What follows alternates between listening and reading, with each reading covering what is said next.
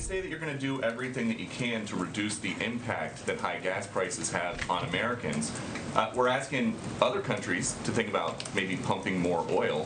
Why not just do it here? Well, to be very clear, federal policies are not limiting the supplies of oil and gas. To the let me finish.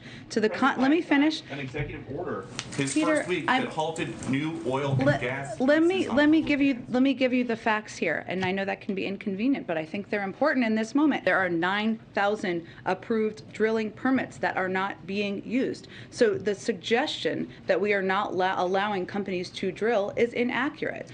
Jen Psaki blowing up on our very own Peter Doocy and getting a little defensive over exploding gas prices. The cost of a gallon is now over $4 nationally.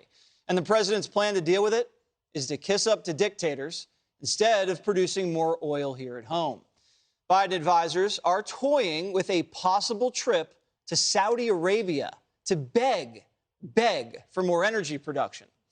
U.S. officials are holding rare face-to-face meetings with Venezuela, and a new nuclear deal with Iran could be wrapped up at any moment. The White House also saying no decision has been made on banning importing Russian oil, and Nikki Haley unloading on the Biden administration for funding Putin's war machine. Watch. We need to start standing up. Why are we even ho-humming around the fact that we're still taking Russian oil? Why are we doing that? Why would we take money from evil dictators? You never sleep with the devil, because then the devil owns you. The Europeans are finding that out right now. We need to be smarter than that. We'd be really smart if we just opened up Anwar in Alaska. Boom, case closed. You were mentioning the Iran deal. That's now on the ropes because, you know, Russia's now saying, hey, you need us on this, and they want oil from the Iranians. Where's that money go? Well, put it this way, with Russia's help, we might be able to get the Iran deal we never wanted. And Gary Kasparov said it perfectly. Who knows Vladimir Putin was exiled because of him. He said, wait a second, what do you think Vladimir Putin thinks?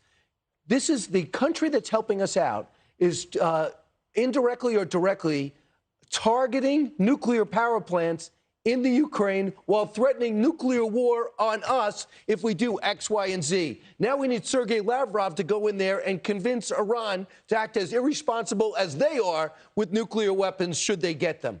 So to cut a deal that nobody wants, and Dan, I know you know this, Senator Ben Cardin voted against the 2015 deal.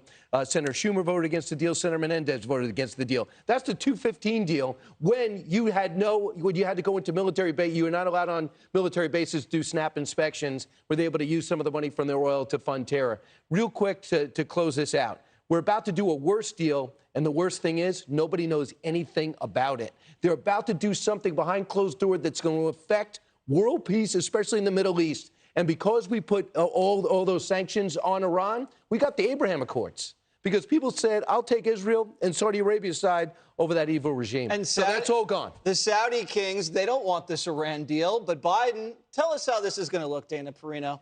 Air Force One touches down in Riyadh, and he walks out onto the tarmac, and he greets the king, and the king just... Are Americans going to go for something like that right now? With aviators on? Yeah, with the aviators. I will forever make sure that it's clear that we were seeing record gas prices before Russia invaded Ukraine. Yep. Okay, so number one, when you're going to talk about energy policy in the United States, start there, and then unfortunately, it looks like it is going to get worse. You have a situation now where you have basically, we're willing to look past all the human rights violations in Saudi or Venezuela. We're okay with the fact that Iran says that they want to destroy Israel, but now we're going to go and give them this deal and also maybe take their oil. And I understand that there might be needs to figure out a way to get more oil into the system if Russia's going to be cut out. I get that. But I also think that the administration continues to say we have to transition to green energy, but they just are not sober-minded enough to say, we need to do lots of things all at once. There's going to be a shift. If they don't announce some sort of a shift, no one is going to ever say that they did it. Them going to Saudi and Iran is not the shift that we're talking about. Not a good look. So you can say that we as a nation want to get to a cleaner, greener energy future. It's going to take some time. And tell the squad to sit down. while you explain it. And then you walk them through and you say, I'm going to put a ton of money into innovation. In the meantime, we are going to go to visit Texas, and we're going to Pennsylvania. We're going to go to Northern California. We're going to go to Wyoming, Montana, all of the places where the United States has energy. We produce energy in a much more environmentally friendly way than any other country. And the squad needs to hear about that, too. I think they're so worried about the left and their climate goals. And the IPCC put out another report today about the climate. We have to worry about the climate. Right now, there are people worried about actual survival of the Western world. Yeah. That's what we need to think about. Exactly. What's it going to look like? Memorial Day weekend, people starting to hit the road, fill up the tank, take the kids on a trip, and it's $4.50 a gallon. That's $100 to fill up your tank. How do the Democrats survive politically?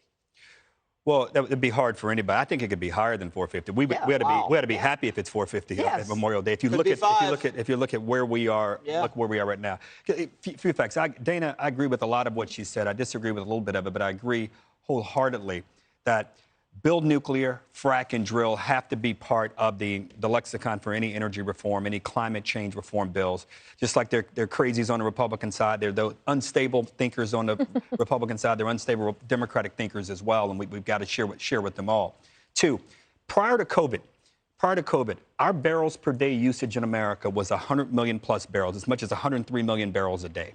We're now down, as of 2021, we were at 96.2 million barrels a day. So as demand gets back up to where we were before, obviously prices could go back up. So Dana, to your point about some of the record prices, we went down during COVID, and we're going to find ourselves going back up.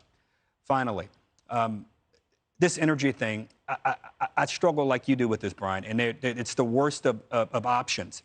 Do we ask the Saudis to produce more? There are things that we're concerned about there. There's certainly positive things or negative things. Do we go to Venezuela? Do we go to the Iranians? I mean, I don't know. I'd rather go the worst of those options to Venezuela because I think we can strike a simpler deal. But I'll leave that to the diplomats. But I got to tell you, $11 a barrel versus dealing with one of those three. Would have asked voters in Pennsylvania and Texas and the Dakotas which would they like. Well, let's hear from America's greatest diplomat, Judge Janine. Would you fly to Caracas? I'm the only one on the table who ran for office 5 times. Okay, would you fly to Caracas and negotiate with the Venezuelans? Not a chance. No? Not a chance. I don't want their oil. I don't want Iran's oil. I don't want Russian oil. I want American oil. And, you know, the one person who made the most sense today was Elon Musk. When Elon Musk called to increase domestic oil output while acknowledging that it's going to negatively impact his energy car business. He said extraordinary times demand extraordinary actions. And it was like, drill, baby, drill. That's all we've got to do is drill. And you know what? Don't say it's so simplistic, because we did it. And when we did it, the gas was cheap and it was clean. And then Biden came in and made a mess of all of it. And that's all I have to say. Europe's hooked on Russian Secretary oil. of They're the State, ones not backing out. Hey, Sean Hannity here. Hey, click here to subscribe to Fox News YouTube page and catch our hottest interviews and most compelling analysis. You will not get it anywhere else.